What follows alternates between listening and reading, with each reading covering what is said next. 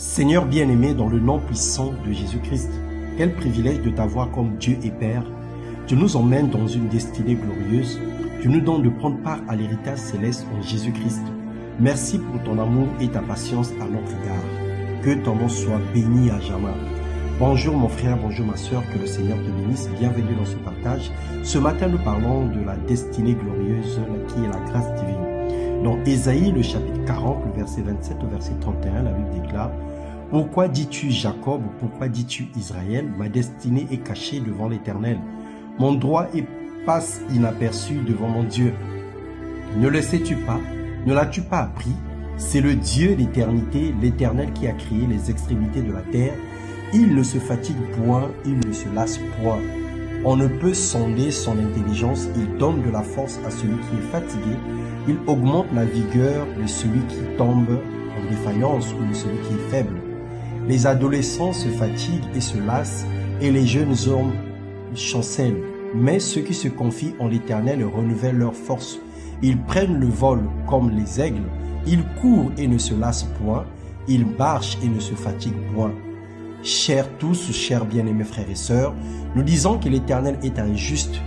Nous lamentons et gémissons pour notre avenir douteux et attribuons nos malheurs, nos déboires, nos échecs à Dieu.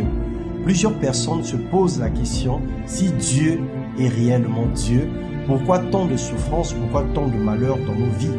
Mais le secret d'une vie glorieuse réside dans la croyance, la confiance et la connaissance que nous avons de Dieu et du Saint-Esprit, notre Consolateur. Le Seigneur Dieu est un appui sûr pour ceux qui espèrent en lui. Sa grâce est une source de salut pour tous les hommes, sans exception. Selon Tite 2, les versets 11 à 13. Pour une destinée glorieuse, il faille laisser Dieu choisir pour toi, qui décide à ta place et il dirige intégralement ta vie. Disons cette prière et plaçons en lui notre confiance. Éternel, fais-moi connaître tes voies, enseigne-moi tes sentiers, conduis-moi dans ta vérité et instruis-moi car tu es le Dieu de mon salut. Tu es toujours mon espérance. Éternel, souviens-toi de ta miséricorde et de ta bonté, car elles sont éternelles. Ne te souviens pas des fautes de ma jeunesse, ni de mes transgressions. Souviens-toi de moi selon ta miséricorde, à cause de ta bonté, ô Éternel. Bien-aimés dans le Seigneur, nous devons prier sans cesse, nous devons prier, crier à Dieu. Nous devons regarder la grâce que le Seigneur nous accorde pour être encore en vie, pour être gardé au centre de sa volonté, pour demeurer dans son amour et pour bénéficier de la lumière du soleil qui nous éclaire tous les jours.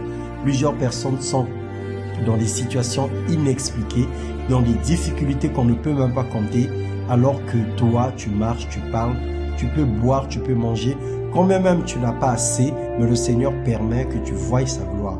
Alors, bien-aimé dans le Seigneur, que la reconnaissance, la gratitude soit notre partage.